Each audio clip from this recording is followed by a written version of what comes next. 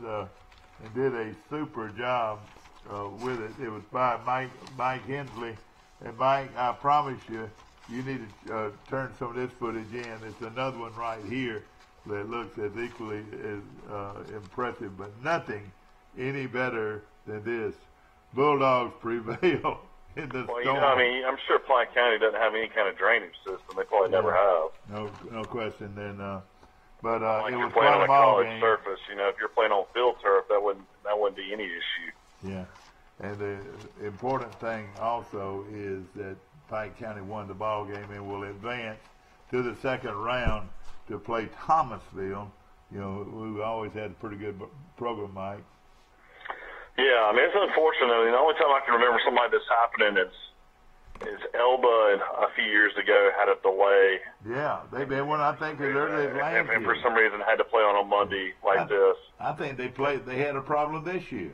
And then they had to travel to like Aliceville for a short week, and couldn't win. But all I got to say is congratulations, Coach Holland, and thank goodness all these kids are okay. I don't know if it's a situation they were sitting on that wall in the locker room or leaning up against that wall and it collapsed. But it could have been a lot worse. Don't you know that's a heck of an experience? You're getting ready to go out in the ball game and the walls cave in.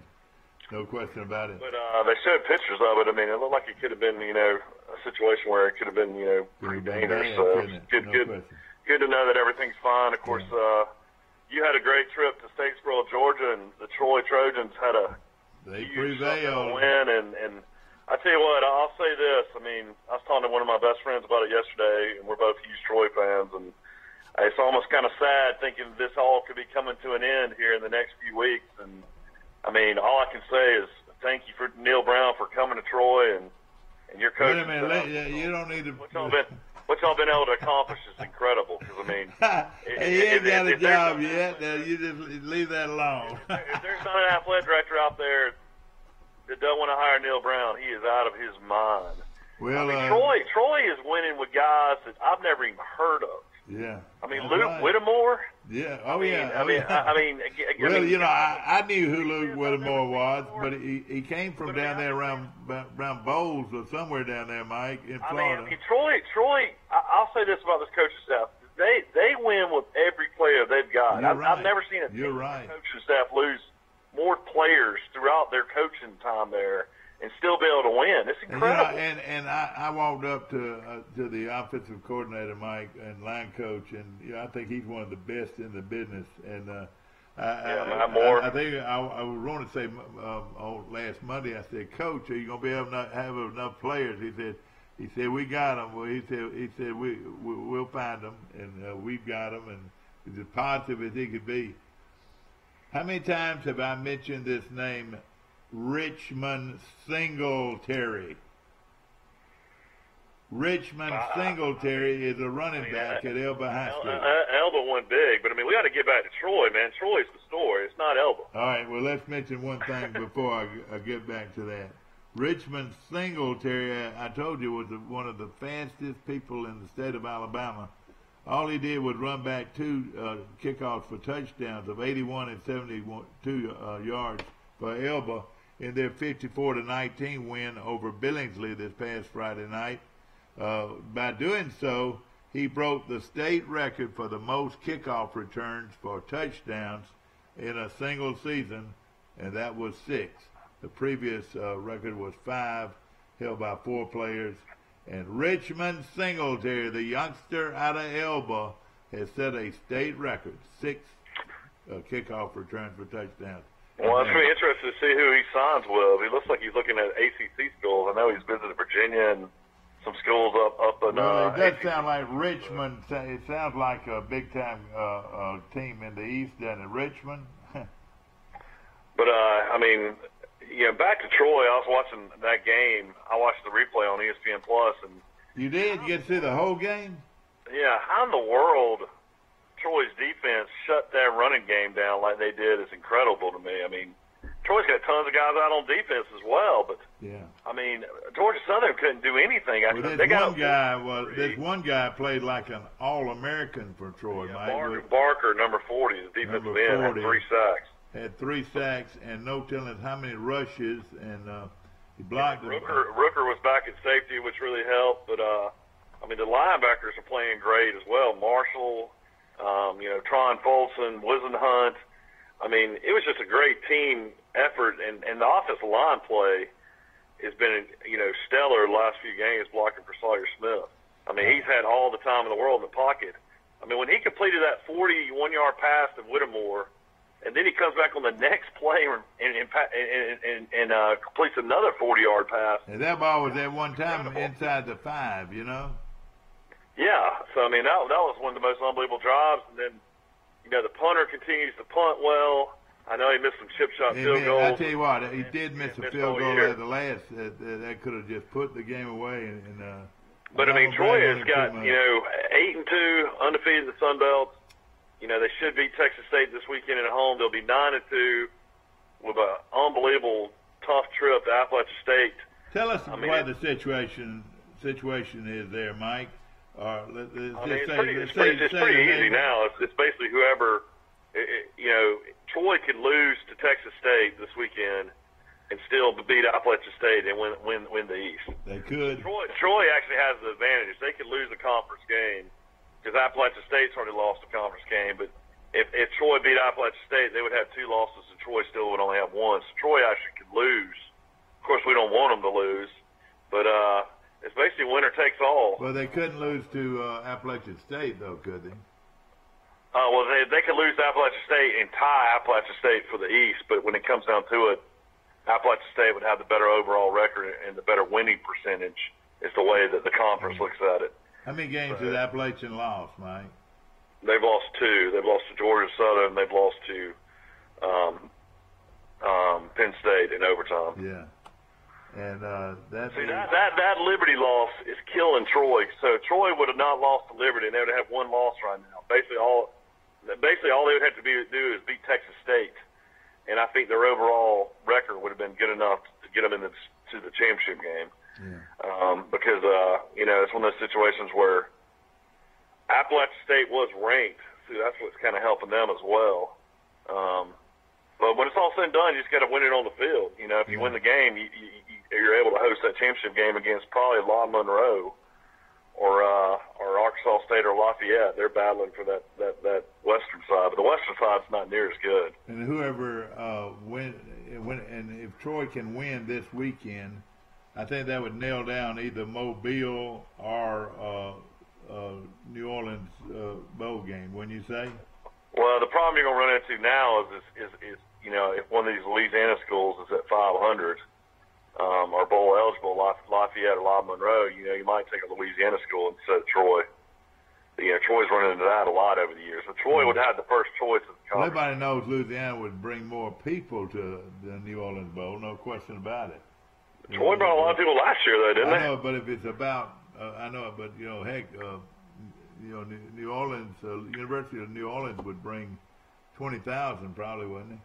I've already seen Troy predicted even in a bowl out in Arizona. There's a bowl in Arizona. I know it is. I know it. Oh gosh, that'd be something. What a lot of people are talking about those, they'd love to see Troy and UAB in New Orleans.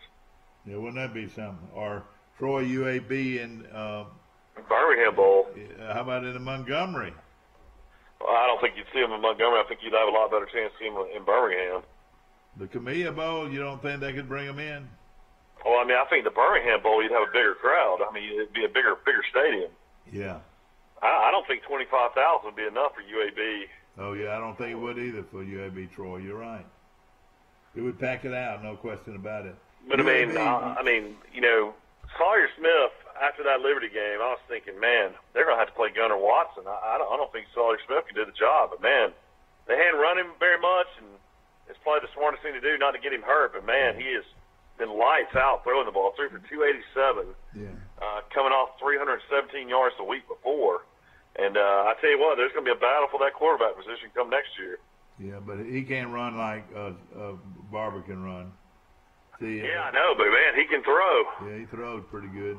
But I tell you, you're right. That Troy, I told you that from the very beginning that I thought Troy had 2 good quarterbacks, but I thought Barker was a little bit ahead of him because Barker can fly. Barker's one of the fastest men when he's in the game. He's one of the fastest guys on the field, Mike.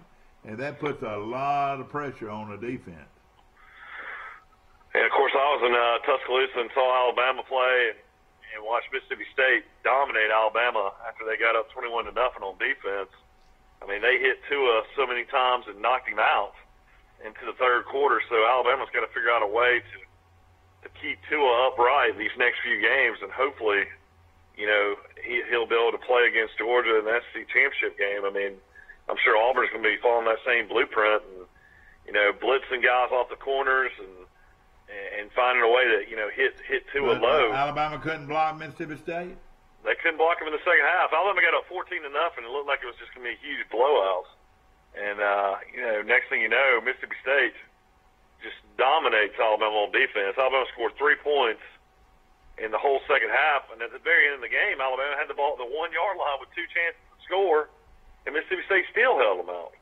Yeah. So Alabama was 24-0. I mean, still an easy victory. I mean, a lot of Mississippi State fans are complaining about the touchdown that got called back. What do you mean? You mean Mississippi State had a touchdown that got called back? Yeah, I had a touchdown before the half where it was a horrible call. It wasn't a block in the back. It should have been a touchdown, Mississippi State, but they called a penalty on Mississippi State and brought it back, and then Mississippi State had to delay a game and then threw another ball right after that for a touchdown to get called back because delay a game. And had 2 touchdowns called back?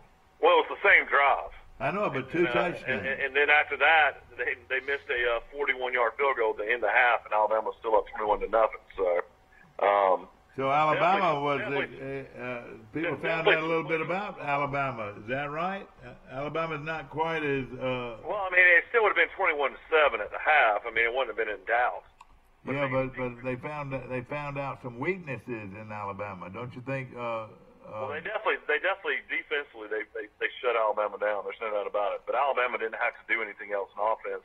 Mac Jones came in the third quarter, and all he did was hand the ball off. He didn't throw the ball one time. Didn't throw the ball a single time.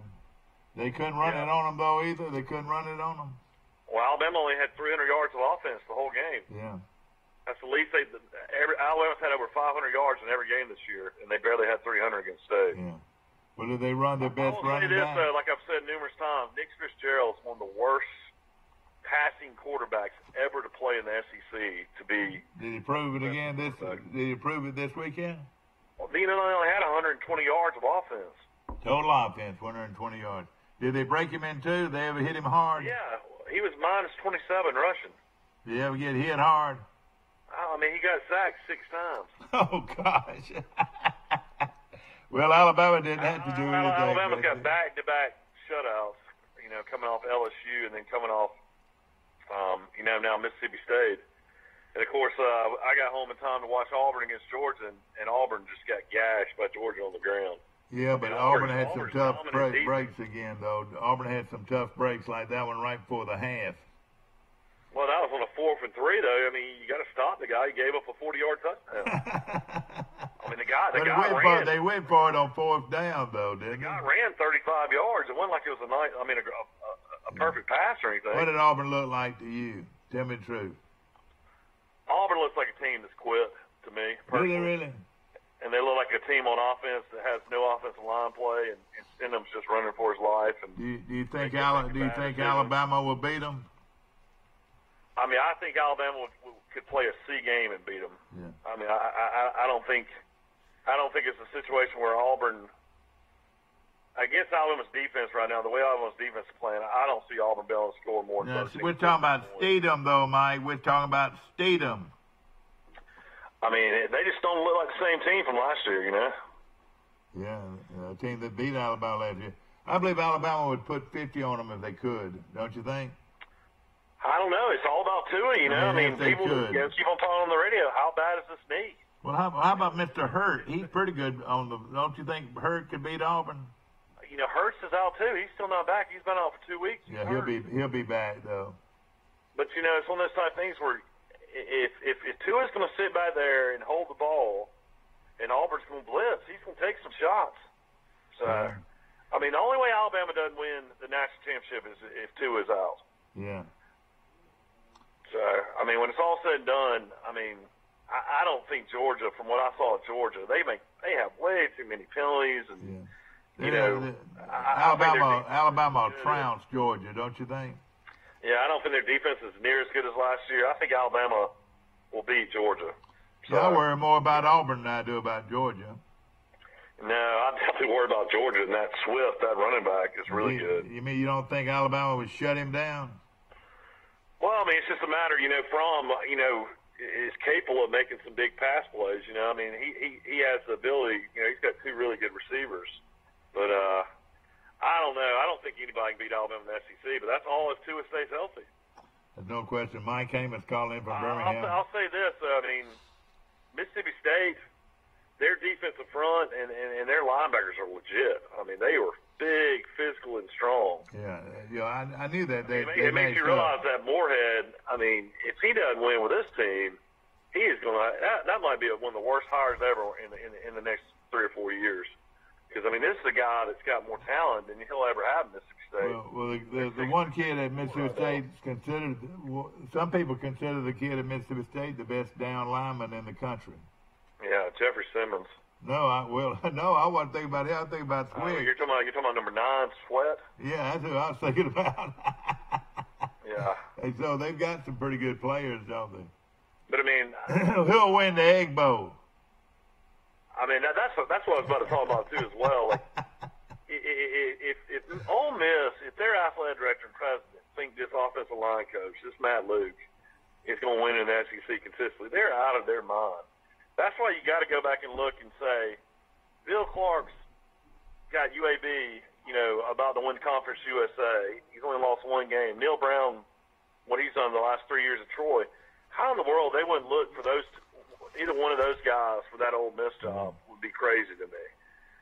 I mean, Neil Brown would basically be like a Hugh Freeze clone almost, except a better guy. Yeah. A better human being. Of course, we're talking. I mean, he would be a perfect fit to bring Neil Brown to Ole Miss. Yeah. How about Louisville bringing Neil Brown in? No, I mean, Louisville fired Petrino because Jeff Brom's the guy. They're bringing in Brom. Oh, are they going to bring in Brom from Purdue? A hometown high school kid in Louisville, All-American quarterback in Louisville. That's who they want. And that's already a done deal, they say. Of course, he's the head coach at Purdue and has really turned Purdue around. Is that right? Yeah. Of course, he was at UAB as offense coordinator, too. Yeah. Let's talk a little bit about UAB, Mike, and what a year. And, I thought Southern had them beat, Mike. But, I tell you something. UAB was playing their backup quarterback, and he threw 3 interceptions, and they almost lost. Did it? You mean they had to play the backup quarterback, and they played him that well? Yeah, UAB played their backup quarterback. He threw 3 interceptions, and they won in overtime on a touchdown. Beat Southern Miss. But UAB is doing things that the teams that have the big records always have to have a little luck, and UAB's had a little of that. But they might. What happens if they win the rest of the games out? They'd be 11-1. Don't you think they get a bigger bowl than normal, or what? Well, no, they got to play in the Conference USA Championship game. And that one is the New Orleans Bowl, isn't it? No. The top team in Conference USA usually plays on a game down in Florida. I don't know what bowl game it is, but UAB will be able to go to a lot of different places, have a lot of different options. Yeah. Well, let me just. They played in the Bahamas last year. Yeah. Let me throw something else out to you, ladies and gentlemen. Things just happen. I mean, do you think UAB will beat Texas A&M at A&M this weekend? Oh, UAB played that Texas A&M. The line's only 12. Hey, they might, but I doubt it. Especially if their quarterback doesn't play. Also, for the first time ever, UAB's ranked. They're ranked in the top 25 this week. Yep. Now, let me tell you something that is a shocker to me. It might not be to you, but the FBS is to add a postseason game. Well, that's later on down the road. I've been telling you about that stadium at Myrtle Beach. How they're going to enlarge that stadium? Well, Coastal Carolina. Yeah, they're going to play a bowl game there. The Myrtle Beach Bowl is coming to South Carolina's Grand Strand Resort. So they're bringing in another bowl game for the Sun Belt, it looks like. And well, that'd be a good trip up to Myrtle Beach for it says Coastal Carolina is a member of the Sun Belt Conference, the Myrtle Beach Bowl would be bring in a number of FBS bowl games to 40 if all current bowls are still operating in 2020. So now another smart move. The Chiefs and the Rams game will be moved from Mexico City to Los Angeles because they said it's because of the field, but I bet it's because of more than that, don't you think? No, it's stuff of the field. They showed it on television. The field is like, basically non-existent. I mean, all kinds of games issues and just, I mean, it's way too dangerous to play on. The NFL moved the Rams Monday night showdown with Kansas City. Is that tonight or the next Monday night? No, that's this coming Monday. Yeah, with the Kansas City Chiefs from Mexico City to Los Angeles on Tuesday. They played many games in Mexico City. It's just the field conditions were horrible due to a concert and soccer. Due to the poor condition of the field at Azteca Stadium, the league announced in its decision 6 days before one of the most anticipated regular season games of the year were going to be played. Boy, I've been a little bit concerned about that. When you not just the weather and the condition, but also the politics around all that too. Yeah, but they played down there before. They'd be fine. Rams 9-1 will host the Mexico Chiefs. City is what, a city of 10 million people? 10 million? How about 30 million, Mike? Mexico City's got 30 million? Mexico City has right at 30 million people. It's the largest, if it's not the largest city in the world, it is the top three largest cities in the world. Troy is a 23.5-point favorite against Texas State. Oh gosh, go ahead and take that. That is crazy. Hey, take Texas State and you'll win your house if you want to. Yeah, that is a lot. Let me put you on hold. I'm gonna put you on hold and bring you back now. I'm gonna put you on hold. Good morning. You're on Today in L.A. How you doing? Marcus, Max, how are you this morning? Max Howell calling in from Fulton, Mississippi, a cold Fulton, Mississippi. Is that right? Sleet this morning, 29 degrees and sleeting. Man, oh man. All right, let me tell you, I'm going to stay on hold now. If I lose you, please get right back with me. I think to put you on hold. Now I'm going to take this other deal and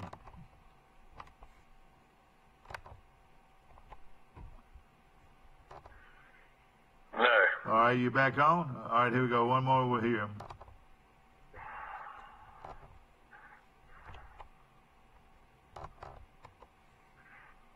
This has got to be it right here. Well, it's not it yet. You still on, Mike? Yeah. We'll put you on hold.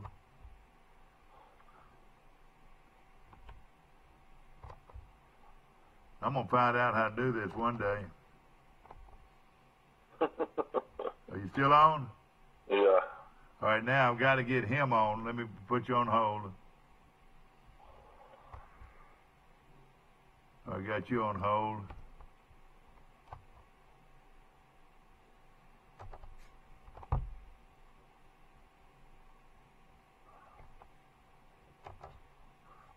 All right, you still on? Yeah. All right, I'm going to have to go to Max. I can't get this done. Call back in a few minutes. Thank you, Ian. Max Howell is on the line, ladies and gentlemen. Max, there we go. Max, you on the line right now? Here we go. Good morning and welcome to Today in L.A. How you doing?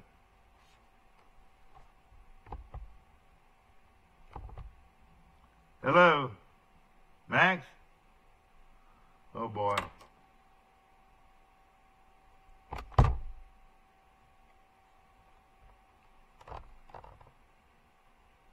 There we go. Hello. We're going to have to go to a commercial. We'll be right back. Oh boy. All right. Max?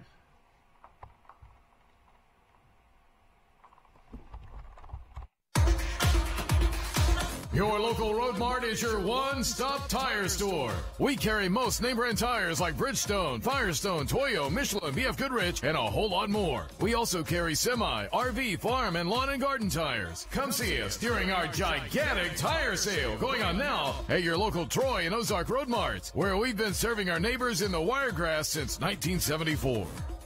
And remember, we offer nationwide road hazard warranty.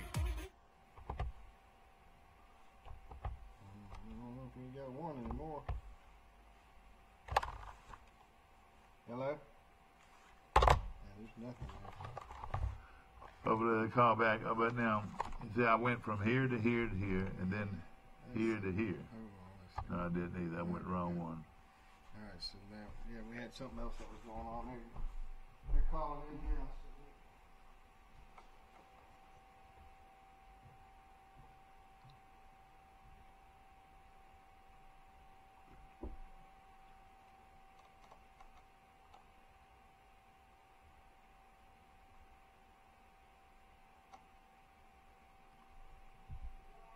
Back to our show, brought to you by Pike County Ford on the bypass right here in Troy, and we're having a little difficulties. I don't know if it's me. I think it's me instead of the phones. I hit the wrong buttons quite often here, and I'm sorry.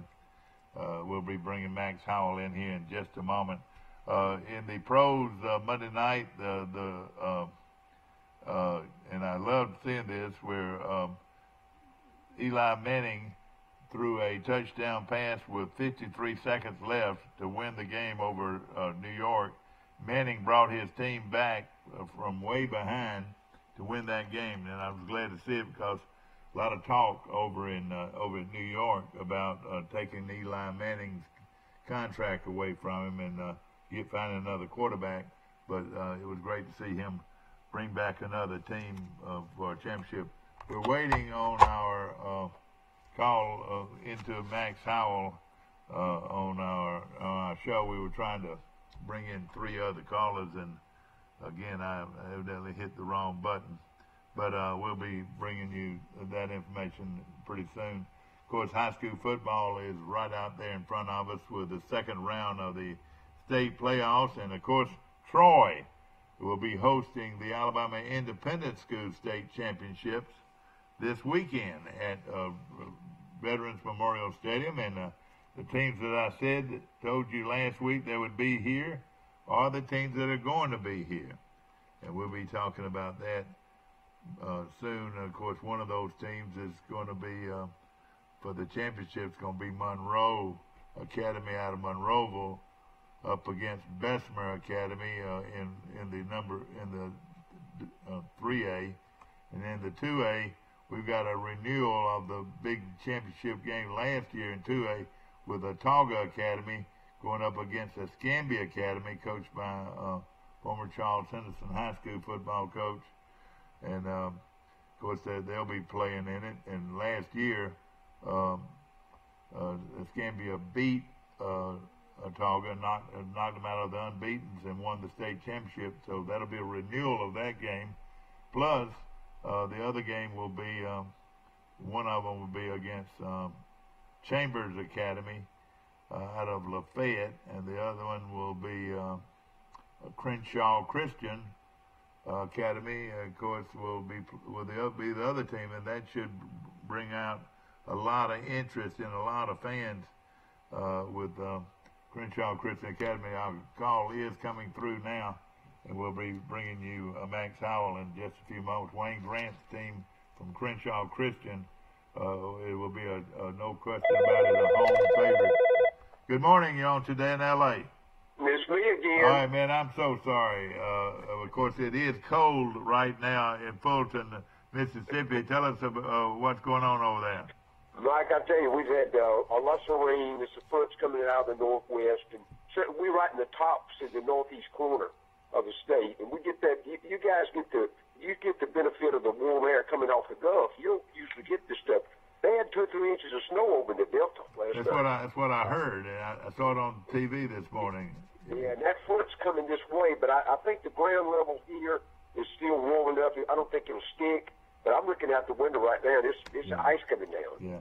Well, Max, tell us what's been going on. First of all, tell us all about your station that you built this summer, and it's really going strong right now. It really is. Of course, the weather plays a part. You'll love this, Mike. Had to call an engineer out of Birmingham yesterday. He had to climb that tower to make some adjustment on the antenna. Oh no, not in this wind and rain. Oh yeah, and that tower's 500 feet high. Wait a minute, he manually. Yeah. It wasn't any kind of remote, control deal. He had to walk He it. had to go up. We had a split in the antenna wire that interfered with our reception. So I wonder what you had to pay that guy to do that.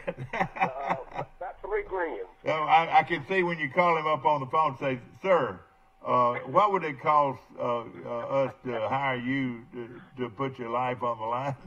Exactly right, man. I mean, it was nasty. It wasn't sleeting; it was just rain. Did you watch him? Did you watch him do it? And he climbed it. He climbed it twice during the day yesterday to get it, to be sure we stayed on the air. Did he go the whole way, or how far did he go up? Oh, he went up to get to the top. He had to adjust the antenna. He had to go up the whole 500 feet. Yes, he did. And it didn't sway at all. Oh yeah. Well, this guy wired down. Of course, it's got about a 3-foot sway. Yeah. No, not me, brother. But don't tell it. You mean it did cost you $3,000? $3,000 for about 2 hours worth. Oh gosh! Well, but he did put his life on the line, didn't he? He did, and look, but you have there are only a few of those guys still around, Mike. You can do that, or will do that. Exactly. And what's ironic about it? The guy's 6'4", 270 pounds. Oh gosh! Oh, he's a big man, but he's 40 years old. Ooh. He's done it all his life, and he didn't think anything about it. He just stepped on his boots and his gear and up the tower he went. Isn't that amazing? That is amazing. Yes. But other than that, we've been really, really blessed to have really strong shows. We're getting a lot of recognition. We had an open house this Saturday morning. I fed over 100 people that came through. So it was. We can't say enough. We started out basketball season. We broadcasted 39 high school basketball games this year. Oh man, that's fabulous. So that takes a full crew right there. Are you gonna have to do any of that? I don't do that. No, I game, but I don't do play-by-play for basketball at all. Yeah. But I do enjoy the games, and we made an impact in the community. And then we'll jump right into softball and baseball this spring. Nobody isn't it amazing? Yeah. So we feel very blessed to have had that many people come to. We've drawn some attention. Let's put it that way. No question. Okay, let's start off with Alabama this morning, give us your opinion of the game first, and then I want you to tell me what this does to Alabama. Does this give people hope that they could beat Alabama? Well, they went into the game from Mississippi State with a game plan, Mike. And I'm gonna start off by saying this: the end result is that they couldn't have beaten Alabama anyway. They don't have enough talent. But they played Alabama very tough physically. Here's what Mississippi State did. They gave Georgia,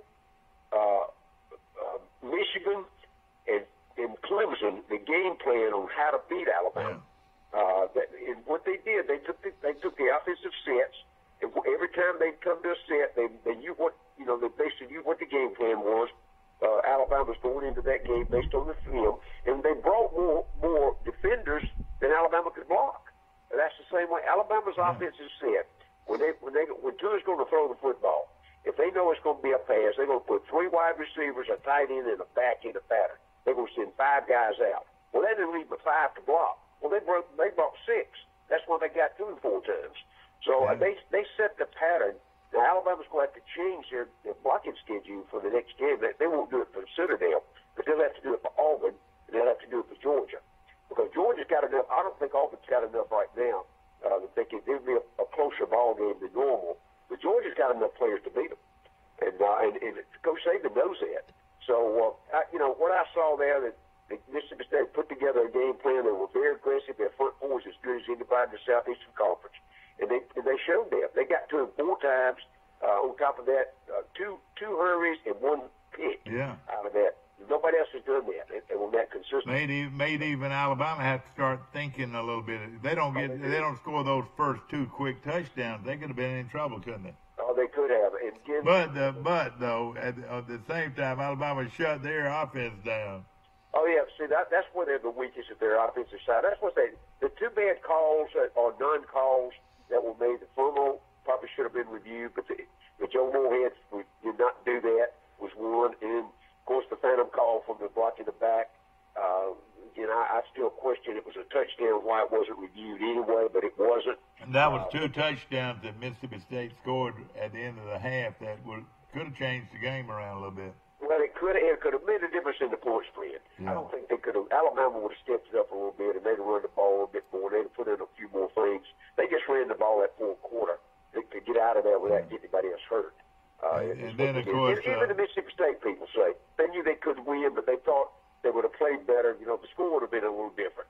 Yeah. And that's what they do. But I think the complaints over here came from the calls or non-calls. Yeah, that's right. That was what, and I do think it needed to be reviewed.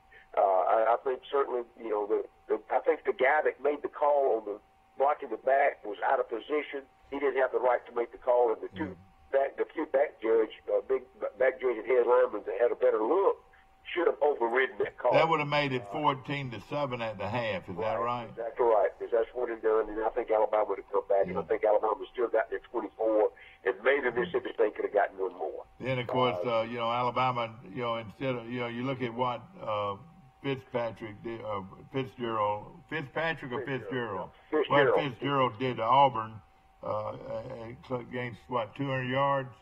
Right. And against Alabama, he gains 20. He gains 25. Right. But remember we talked about that, Mike, about Auburn, why they never put a spy on Fitzgerald. That's right, never did. They never put 8 in the box, 9 in the box either. They never did that. I bet Alabama played with 9 in the box probably the whole ball game, didn't they? Exactly right. And of course, Alabama's defensive secondary, I think, is better than most, so they could afford to do that. And on top of that, Fitzgerald is not a thrower; he's a runner, and it was easier for Alabama to shut it down with their defense. Now, going forward, I have a lot of questions about the Alabama, what they're going to do. Coach Saban says, Tua's going to play. Some of that was his fault. He didn't step up in the pocket after breaking the film down. Well, that would be well and good, but the kid still got a bad knee. He took a hard lick right above the knee, and I just wonder how long. Matt Jones is probably going to get a lot of playing time this week. And let me ask this: how about Hurt? Will Hurt play? I don't think he will. Well, is it still with this high ankle sprain? Yeah, he can't. No, they operated on him. He had to tie his tendons back. What, Hurts was operated on? Yes, yeah, he was operated on that Sunday after he was hurt. Oh, okay. He's in bad shape. The closest he can play is an Auburn game, and they think now maybe Georgia. Boy. It's the best he can do. So they don't have they got Matt Jones as number 2. Thank goodness they're playing who they're playing. They're playing Citadel. Yeah, the Citadel. Thank goodness they're playing the Citadel. Well, that's right. So I know Coach Saban came out on this press conference. I watched that one on Monday, and he talked about what he was going to do. He chastised it. He could be 1,000.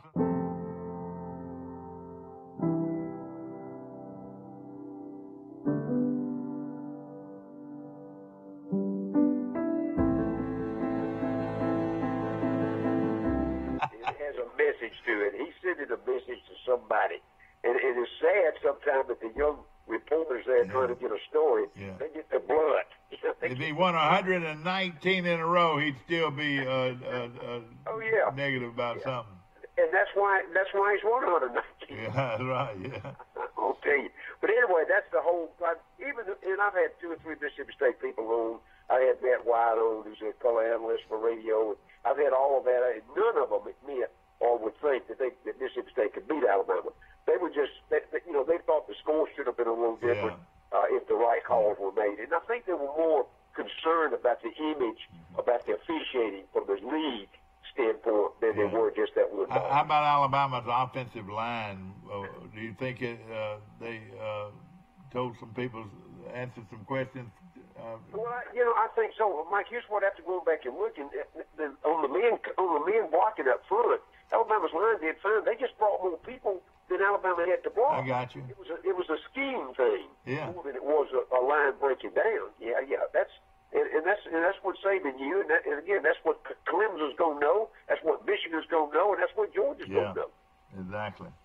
I thought Auburn played Georgia actually pretty good at times, but they never could. You know, that touchdown they gave up right before the half sort of shot Auburn in the arm because it made it a winnable game until a 3-score situation, wasn't it? Yeah, it was, Mike, and I think all of us that have followed Auburn through the years, still the thing that emerges is the inconsistency. They play well for a while, then they break down, or they play a good ball game, then they have a bad ball game. And I don't know what that answer is.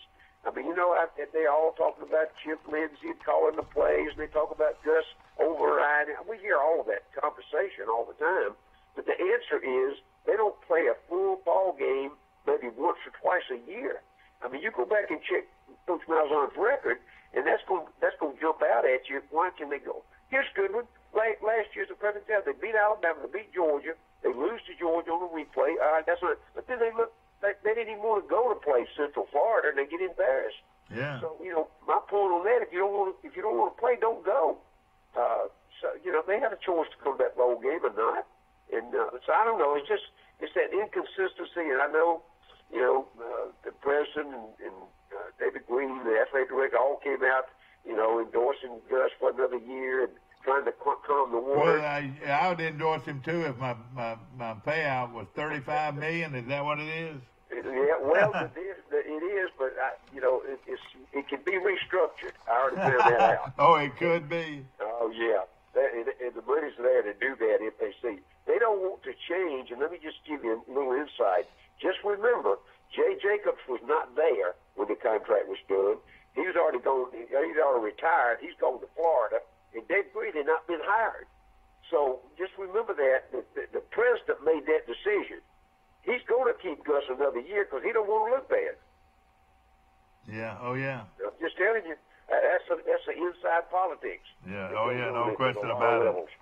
No question about it. We're talking to Max Howell, ladies and gentlemen, one of the more noted analysts in the country today, and we're analyzing what happened with Alabama, and can Alabama be beat down the stretch here? And you're saying Georgia could do it, though, aren't you? I think here's the thing, Mike. If Tua is well, nobody in the country's going to beat him. I'll just flat say that. But if he's not completely, we had to play Jones. I would think we'd be in trouble. Yeah. Oh, listen. I'm not saying we, but Alabama's gonna be in trouble. I'm Troy. Yeah. Oh, yeah. Matt Jones is a pedestrian kid. He's a good kid and all that. He runs the scout team for him. But he's shown that he's gonna. I think the second play he ever played, he threw a short pass that went 94 yards for a touchdown, which is the second longest in Alabama history. Yeah. But that's the publicity he's gotten. But he's adequate around that, but they'd have to shorten the game down and go nothing but to the run. And you know what's going to happen? Now people are going to put 9 in the box, and again, there's more people up there than you can block, and that's what I think would cost them. If Tua's well, and if it's just a bruise above the knee, which it appears that that's what it is, they'll have him ready to play. Yeah. But if he gets hit again, I don't think anybody knows. Now Alabama's got to change their blocking scheme first. Beforehand, Georgia's got to play Georgia Tech. And do they have another game they got to play before then? No, I think that's it. All right. I think they're off this week. All right. No, they got UMass. All right, UMass. I just saw the line this morning. 46.5 favorite this week. Okay, they got UMass. But now, let's just, everybody says, what do you talk about, Mike? You think Alabama could get beat? Well, Georgia's, you feel like overall can match up with them physically? Would you say that? Better, Mike. At the beginning of the year, I said Alabama will win by 3 touchdowns.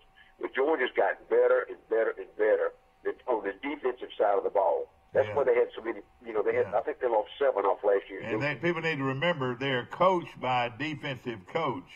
That's been his plan all the time, all along, was to be strong defensively at the end. Is that right? That team has gotten better. They've got they're more mature. The 2 running backs are coming along extremely well. They are missing an offensive tackle, was injured, and he's the number one guy, so playing a number two guy in there. There's a little weakness on the offense, but they're going to probably run away from that side, run to the street. Alabama will pick that up right off the bat. But those two backs are going to get some yardage. If Georgia could beat them in the, if Georgia could win out, they could go to the Final Four by beating Alabama. They're number 5 right now, right behind Michigan on the polls that came out last night. Now let me ask you this. Let me go this. And people saying, "Oh, Mike Cambridge is predicting Georgia to win." No, I am not. But if and buts were candy and nuts, it'd be Christmas every day. Christmas every day with it. Yeah, that's right.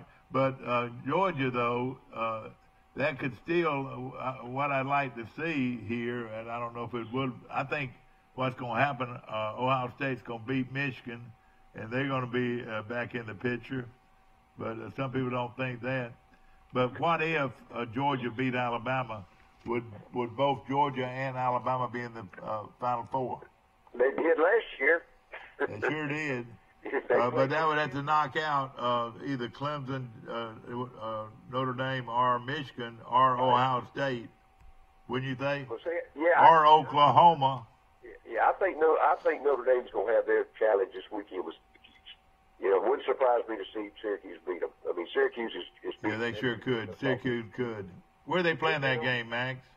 They're playing, I believe they're playing at Syracuse. Okay, that could be big. Syracuse, you're right, it is playing very good. They're ranked 12th in the country. And, I say Ohio State, they dropped Ohio State all the way back down to number 10. But, again, politics is on their side, too, don't you think? Oh, I don't think it's here. Remember, Notre Dame's got to go to Southern Cal the last week. Oh, boy, you're right. You're exactly right. They've got some... So they've got their work cut out for them. Yeah, no question about it. For them to do. So I think because of the matchups you're talking about, we're gonna still see some jockeying for position on those top 4. And everybody said Mike Amos' show has got Georgia winning. Well, I don't have Georgia winning, but you're saying there's a chance they could win. Is that right? Yeah, here's the only thing that Coach Saban is 15-0 against his former coaches that worked for him. Yeah. Coach Saban taught Kirby Smart everything Kirby knows, but he didn't teach him everything Nick Saban knows. So I think the sideline will mean a lot in that ball game, and I think it'll be one heck of a football game. But the quarterback means so much to a football team. You don't think Alabama could be one-dimensional and run the football and beat Georgia? That's what you're saying, is that right? That's what I'm saying. That's exactly, and certainly if they can beat Georgia, I don't think they can. Because if Cook can't play, they're going to have to play this young quarterback, and they're going to have to run it 90% of the time, aren't they? Yeah, I think so. I think they can do the short pass, the bubble screen, or the hitch out on the outside a little bit. But he's not built to run that offense. Yeah.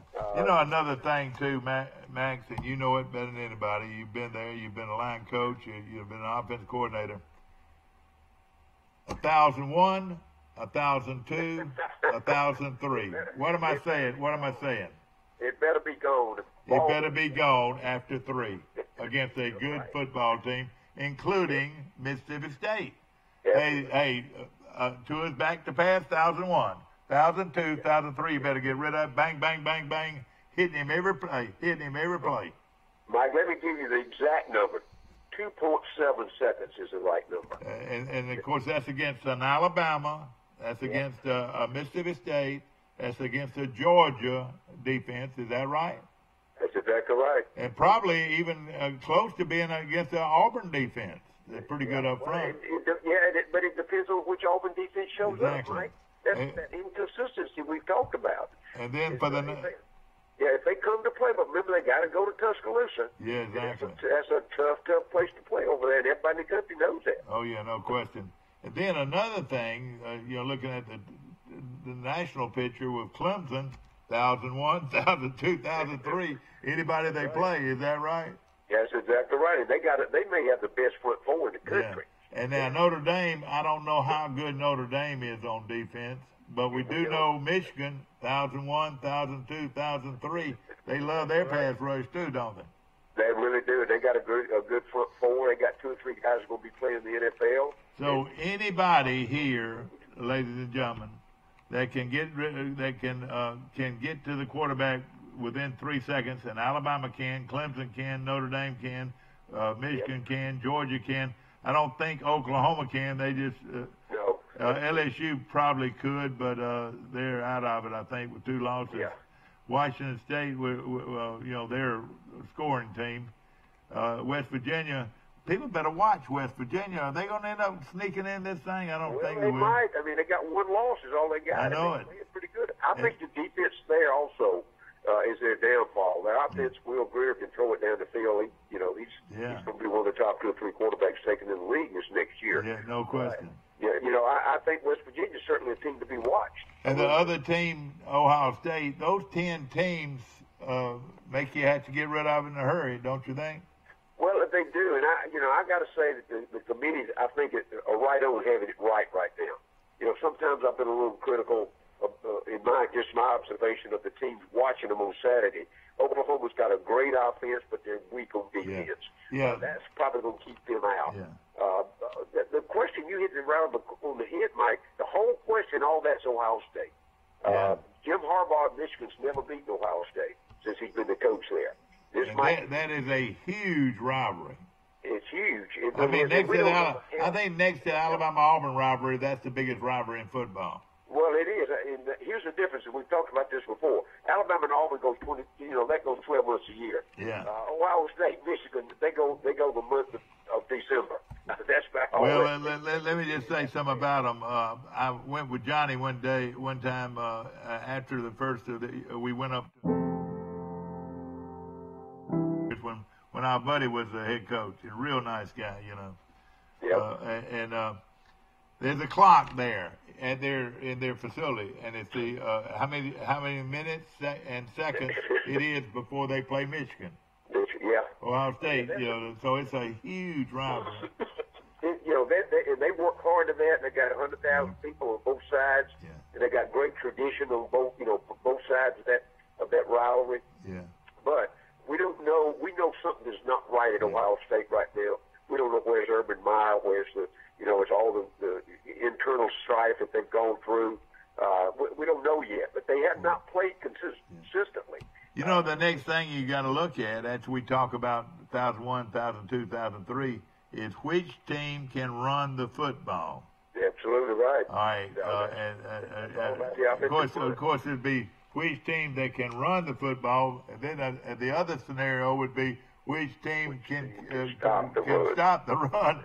So we know Clemson can stop the run.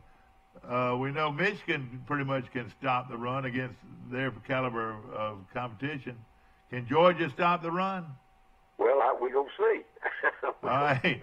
Oklahoma can't stop the run. No, that's for sure. Washington State can't stop the run. West Virginia might can. Ohio State, I would say, might can stop the run. Yeah. But you know what though? If you come down to who can get to them within 3 seconds, and whoever can stop the run is going to win the game, don't you think? Yeah, I think so. And I think here's the other side. Which one of them can, rather than having to rush 4, can rush 3 and put the rush on the quarterback? If you can rush 3 and drop 8, you got a great chance to win that ball game. Yeah. I'm going to tell you right now. And like you said, what they'll do against Alabama now is everybody's going to try to put numbers, exactly what they're going to do. But now what they're going to do, they're going to have to do it on one side or the other, won't they? Yep, they'll walk up that corner. They'll bring a safety. All right, so the quarterback's going to be in a position where he'll run it the other way, won't he? So that the offense will have the numbers. Is that right? Well, here's the thing. You're right, but here's what the key to that is a quarterback picking it up. Yeah, exactly. Yeah. Play in. It'll be a checkoff every time, won't it? It'll be a checkoff. Absolutely. And you're right. I mean, the quarterback's going to be the key in making the right read and knowing what the defense is going to do, and that's going to come from hours and hours of film, watching films on their own, because they get work for 20 hours a week. Yeah. Let me say something what the college football poll is saying now. They're saying now things the way Alabama looked against Mississippi State, even though they were dominant on defense, says don't count on stability in the 4-year history of the college football playoff, the 4 teams at the top of the rankings after 3 weeks have never all made it to the semifinals. He says, as much as it might feel if the field is well set, it would be best to expect a unexpected result or 2 over the next 3 weeks. So they expect, 2 or 1 or at least 2 upsets, 3 not so outlandish upsets. Yeah, guess what that's going to be?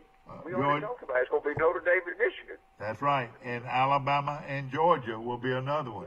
That will be. And that's what they're saying. See, Georgia's 5.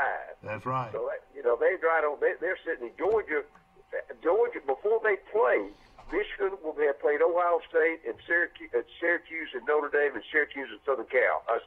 Notre Dame and Southern Cal will be already played. Yeah, so exactly. I think Notre Dame has got the best chance to drop out. And then I think Michigan's the second best. Yeah, exactly. And then does that bring Georgia into the picture, or does that bring? But Georgia is going to get beat by Alabama, so we probably, you know what I'm saying? Yeah. So they'll be out of the picture with 2 losses. Right. You know who it looks like? If Ohio State can win, they're going to be in. Right, they are. I don't think it's any doubt. Right now, if I had to guess, it's going to be Alabama, Clemson, probably Ohio State and Georgia in the first round. Of course, and then they'll match Alabama and Georgia 1 and 4, so that not one SEC team can get. Oh yeah. That's the politics. Well, you want wait a minute now. All right, so it could very well be Alabama and Georgia. They won't let them have to play each other again, though. Georgia, that means that Georgia beats Alabama. I don't think Alabama drops out of the top 4. No, I know it, but what I'm saying, you don't think that they would actually match them up again, do you? No, they might not. Alabama will probably drop to 3, and that'll be 2 and 3 playing.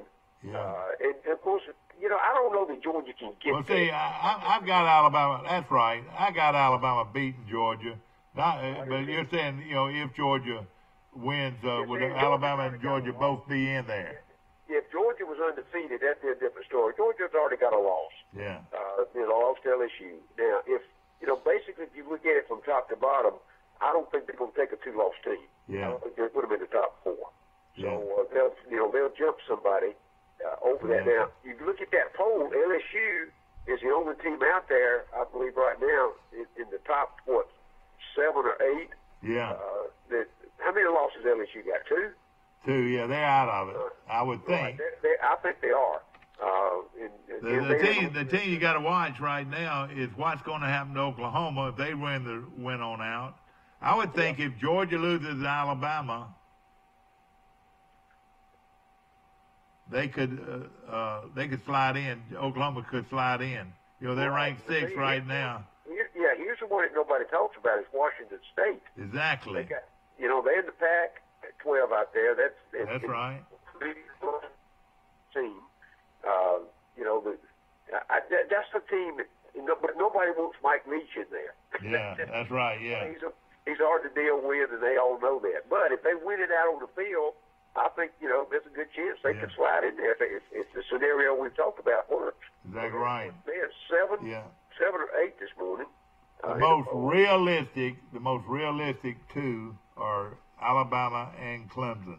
Those 2, I think, are in. I would say, I don't know now.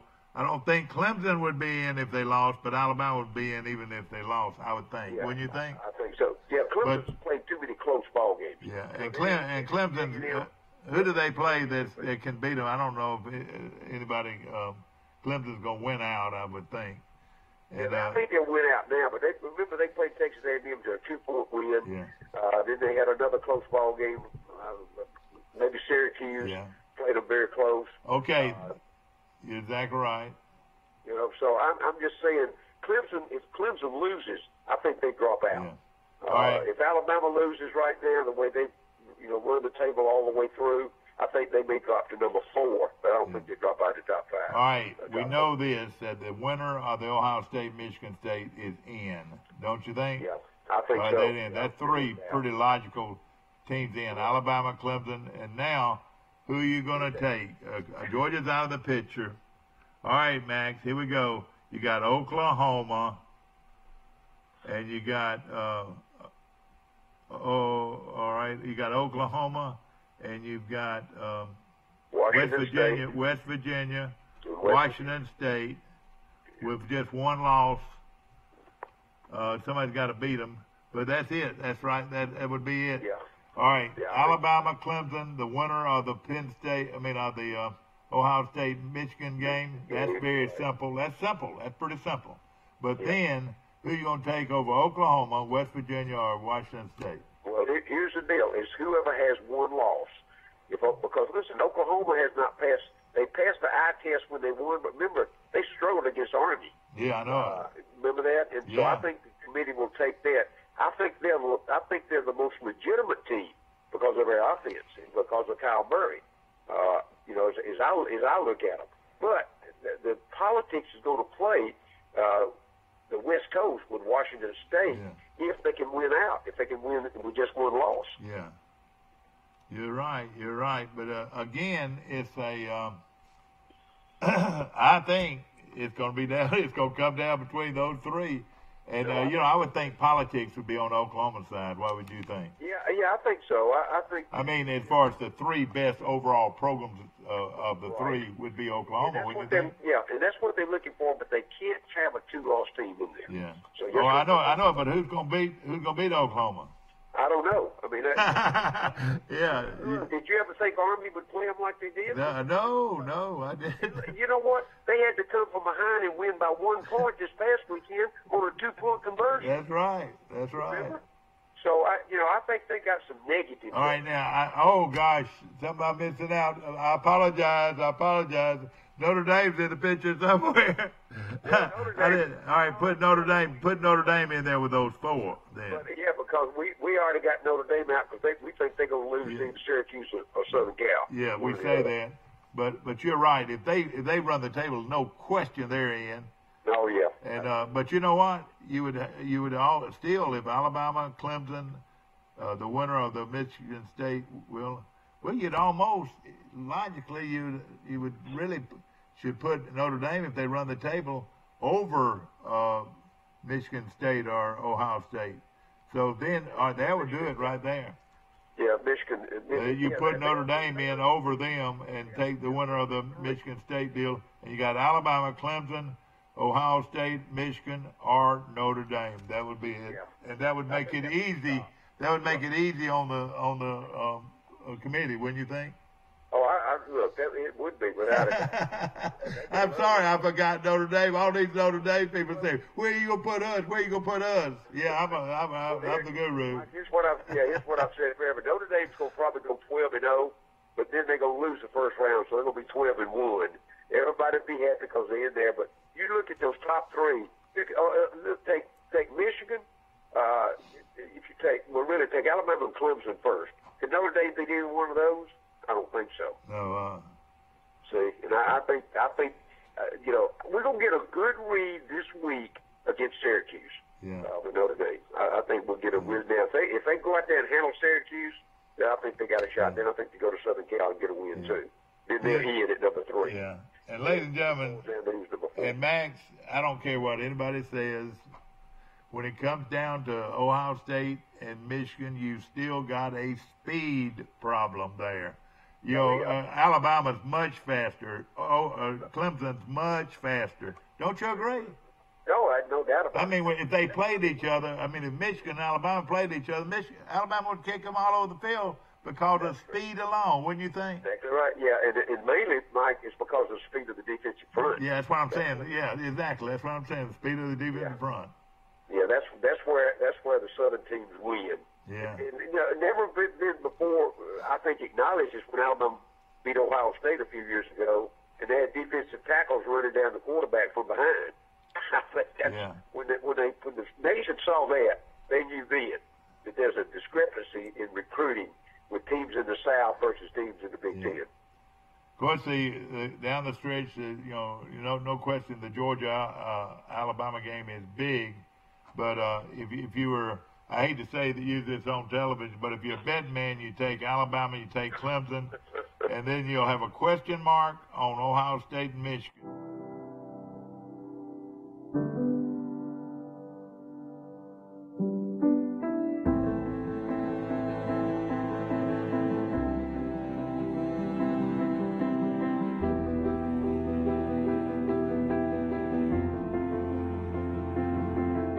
Forevermark Diamonds. Beautiful, rare, responsibly sourced. Available at Marguerite's Exquisite Jewelry.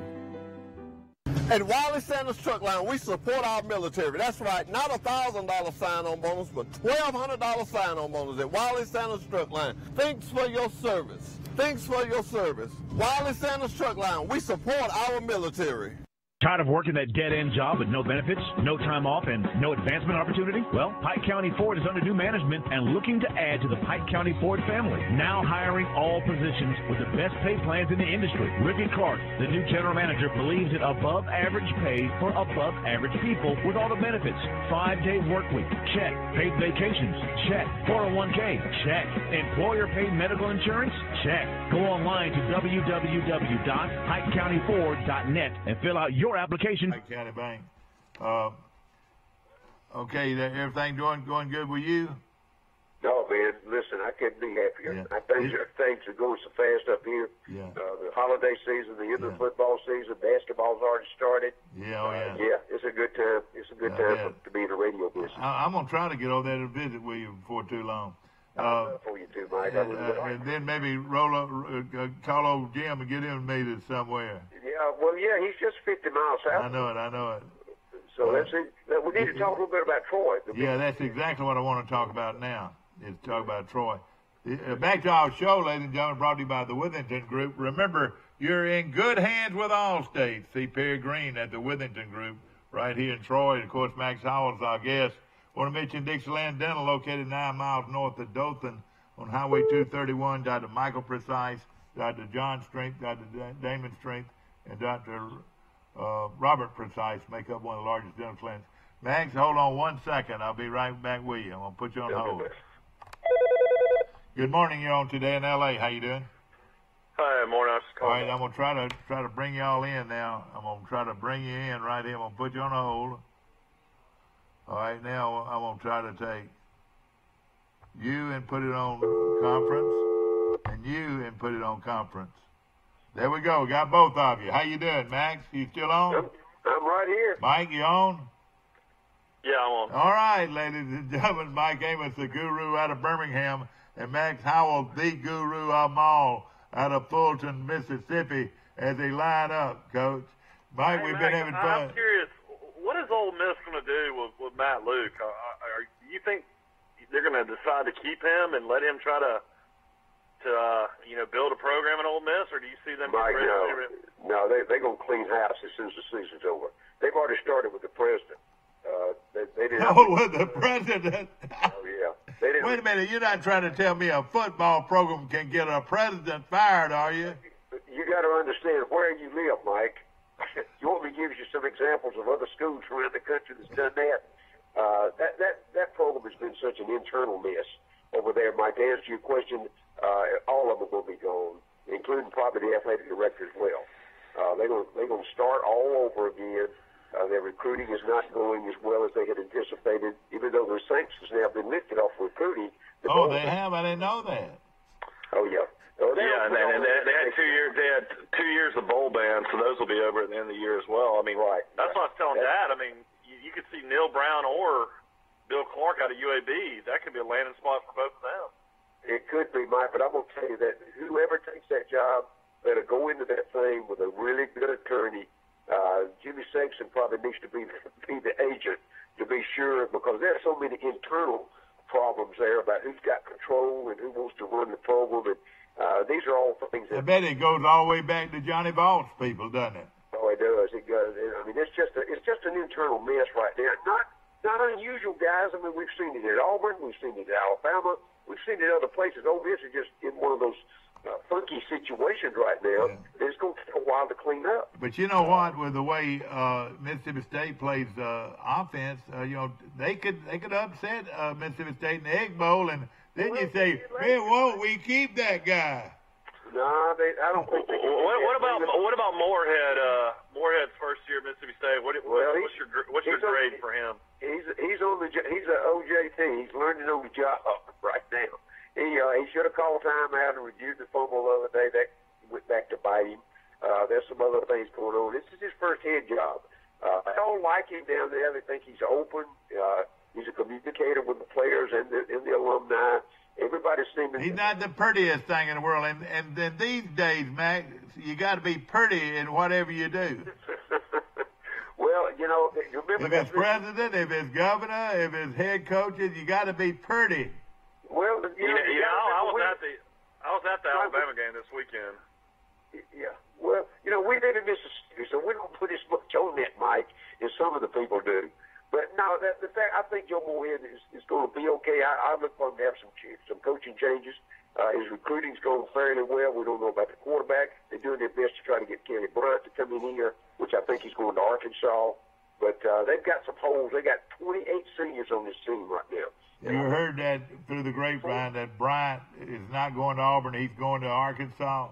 Yeah, he's going to Arkansas. Chad Marsh recruited him to Clemson. So, that's why he's going to go. That's a renewal of old friendship. Yeah, I got you. So, I mean, it's all those things play a part, though. And to get back to answer your question, Moorhead, I think it's going to be okay. I definitely think it's a step back of what Dan Mullen was able to do. But it took Dan Mullen, 9 years to get the program to where it is. Exactly. So I was telling Dad earlier. I said I don't know if he'll ever have more talent than he has this year, though. No, you're right. Particularly on the defensive side, they took them a while to build that, and they retained a couple of the coaches. All the Terrell Buckler that was with us at Florida State is a wide receiver coach. He's a good recruiter. They brought back the guy that I forget his last name. The guy that was at Louisiana Tech, not Tech, Louisiana. Lafayette. Yeah. They brought him back, the wide receiver coach. Yeah, they brought Mark Huspath back, the former head coach. Right. Yeah. So those two are doing the recruiting in this part of the country. But, you guys know that it's all about where you start. It's all about the kids you got to get on campus, and then you got to coach them up. And he stumbled, Coach Moorhead stumbled with Fitzgerald, trying to kind of force him into doing the Penn State offense. That didn't work, so we brought it back down to a workable plan, and they played fairly well. Yeah. But the defense is what's carried them this last 2 or 3 ball games. Max, tell us about Troy. Did you see any of the and hear anything out of the Georgia Southern win? I was pleased I could be. I'd already watched Georgia Southern play. I believe I saw them play against Appalachian State. And I thought they were pretty good. They were much improved from last year, Mike. Oh, yeah, especially with that play action early. Man, they looked like they were out to practice early. And then Troy either stopped them or they went away from it. I couldn't believe it. Yeah, I think they went away from it because they did feel, and I don't know who the coaching staff is there, but they changed their approach. But Troy got after them. Yeah, Troy did get after them. And I was pleased to see that. Now, what have they got? You got Texas State or somebody coming in this week? Yeah. Got Texas State, and if you win that, you play for it all at Boone, North Carolina against Appalachian State. You play for the right to play for the championship, which will be the next week. Yeah, that will where you actually host the game for the championship if you've got the best record. What is Appalachian State's record right now? They're 8-2. Okay. Troy's 8-2. They've lost one conference game, and Troy's lost no games in the conference so far. Okay, so that means Troy would host, if that's the case. If they beat Appalachian State, now if Appalachian State wins head-to-head, Appalachian State would win the Eastern Division. Okay. And the teams over there on the other side, you don't know. One of them, believe it or not, is Louisiana Monroe. Yeah, I've seen that, but they've stepped out trying to build that program by playing, some big time D1 schools, mainly because of the finances. And what is their win-loss record though? They lost like 3 or 4. Yeah, but it doesn't matter on the western side. On the western side, it doesn't matter. It's whoever's the best record in the west and whoever's the best in the east. Max, I heard y'all getting some snow over there today in the Delta. We get sleet. Delta, it is. It's 2 or 3 inches on the ground in the Delta. We get sleet right there at my house. I'm in the northeast corner. It's 29 degrees. I'm looking at my thermometer outside. It's 29 degrees. Yeah. Max, something Mike mentioned earlier was he can't believe some of these players that are playing in the game for Troy. Troy's had so many injuries. But here is where the word depth comes in. Now, people hear that word all the time, depth. When you see these different names, that means you got depth. Is that right? And that all goes back to recruiting, Mike. I mean, it really does. You know, and I think that's the thing that Neil and them have done. But look, if you build a program, you can't just put 22 out there to play. You got to have 40 or 50 that can play. You know what they're saying now? They're saying now that if the other quarterback comes back, it'll be neck and neck on who'll be the quarterback next year. It should be. You know, and I'm not one for losing your job because of injury. But if the other guy gets the job done, how and why do you replace him? Yeah. You know, what do you think about him? What do you think about this backup quarterback? Oh, I had to stop and remember that he was in the battle, in the hunt for the starting job to begin with. And I saw him play that first ball game, and you know he was a little tentative about that. And I don't know how much it had to do with the play calling from the sideline, what his ability to check at the line of scrimmage. But they were, you know, the line offensive front broke down a few times. He got caught back there, but I think the rhythm of a new quarterback being in the system certainly improved. And I got to give the defensive side of the ball credit for keeping maybe 2 or 3 of those ball games so early. Of course, this quarterback throws. That's the difference in Troy and Neil Brown's coaching staff. If you get a Power 5 job, you're bringing in a Power 5 defensive coordinator automatically in Big Coney. I mean, Big Coney's been all over the country. I mean, a big coach. Yeah. Well, he did that, and he's done a good job.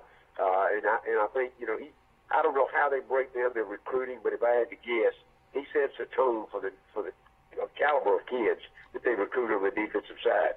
And you'll be surprised at a lot of the D1 schools how that does not happen. Yeah. And I won't go into names, but there's some in the Southeastern Conference that the kids are decent players, but they don't fit the system that the coach is trying to run. And I don't know how that gets out of kilter, but certainly it does. And I can speak basically from experience on that. I was at Florida State where we had, you know, 8 or 9 first and second round draft picks. I was there at Troy when we won a national championship, and I had the highest rated recruiting class Ole Miss has ever had. Yeah. So, you know, I think, you know, I think the communication between the coaching staff and the recruiting office is imperative, particularly when you're trying to build a program.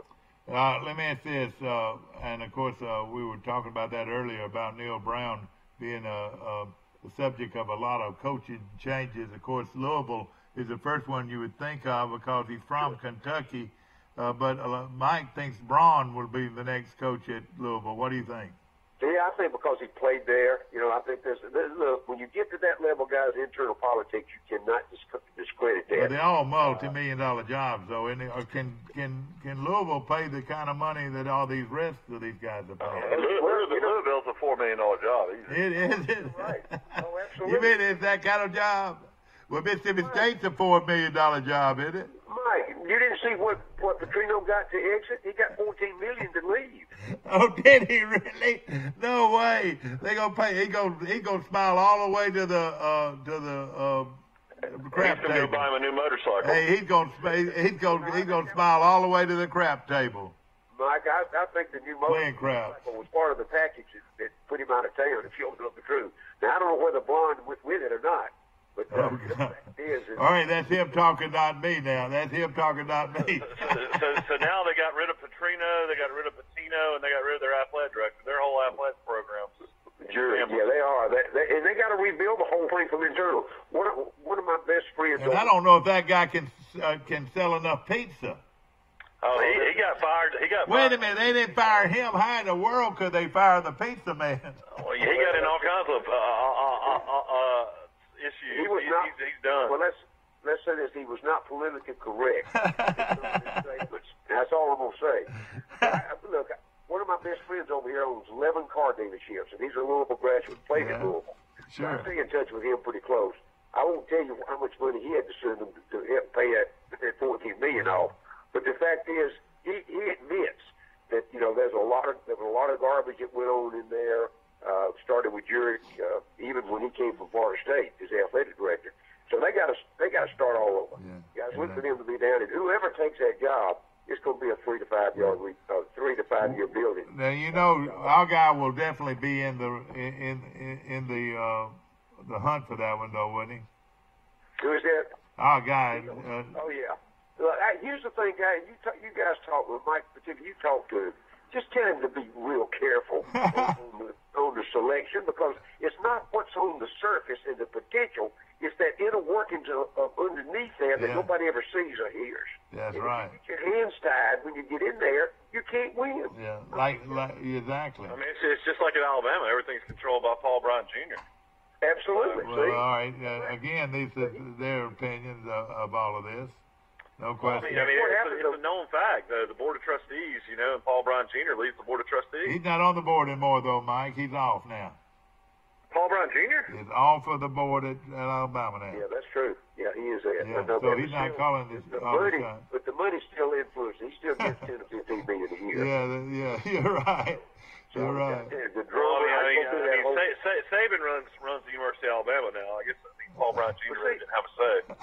But what happens, guys, is you get let's go to Tennessee, for example. You got the Haslams up there that run the Board of Trustees. Yeah. You got one of them that owns the Cleveland Browns, the other one's the governor. If they can't make decisions, worth the crap. You don't question. You know, if Pruitt takes them to a bowl game, he might be SEC Coach of the Year. Well, let me tell you this, Mike. I picked them last week, and they're getting better. He's got a chance to. They got Missouri and Vanderbilt left, guys, and they get that and win a bowl game. They got 8 wins this year. That would be something. Yeah, I hope they make it because, you know, his wife's from out here in Banks, Alabama. Out here in Banks, that's right. In fact, you're going to come down here and cook for them one day. That's what we'll do. We'll bring you down here. We'll go to Banks and let you cook for them. Listen, you call me, let me know. Well, let me ask you this. Of course, you know, everybody loves what. Go ahead, Mike. Max, you ever been to Lusco's in Greenwood? My wife's got friends there. We went to Lusco's Steakhouse. It was really good. Seafood. Yeah, they've got 2 or 3 over in the Delta. Just a lot of them are almost unknown, though, Mike. A lot of people just know him as kind of a local. You know, Abner's is a local guy. You know, that's Abner White from Montgomery, Alabama. His mama lives right here in Troy, Alabama. Mike, let me tell you though, that's kind of a fast food. We talk about Oh yeah, I got you. They tell me I need to go to Doe's too. Oh yeah, because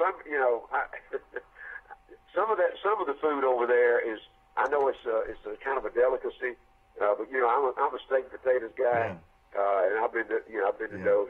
By the way, all this information has been good this morning, but there are a lot of people asking me right now, what's for dinner?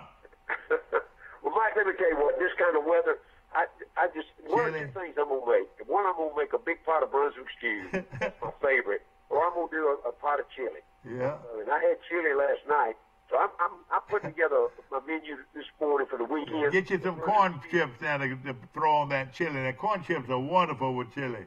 Yeah, but you know, you can't. I don't make corn chips. No, you buy them.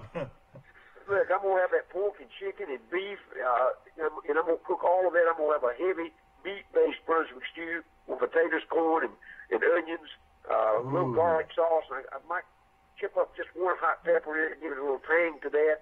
That base is going to be tomatoes and ketchup and Worcestershire and garlic. Jalapeno cornbread goes with that. That's the only thing I eat with my stew. I do a house salad with homemade what I call comeback sauce. Comeback sauce is Thousand Island, already pre-made Thousand Island, and I put cayenne pepper in it, and that's absolutely fantastic. Hey, I got something else I want to throw out to you. Max Port Skins. You ever had any Max Port Skins? Man, listen, look. I love Max Port Skins. They make them over here. I go to hog killing when they skin them. I didn't know that. Oh, my gosh. Whoa! Not only do they do domestic hogs, a lot of these guys I deal with up here kill a wild hog. Whoa! And make the pork skins out of it. Boy, that sounds good. Max, we'll see you next week. We appreciate you so much. All right, buddy. Have a great week, my friend. Max Howell calling in. Hope you've enjoyed our show. It's Talking Ball in probably the most interesting part of the whole season over who's going to be in that Final Four. And can Troy run the table and do things that they've never done before? That is play for a conference championship in a conference showdown and then advance to the bowls. And, of course, could be the greatest year in Troy history. Have a good one.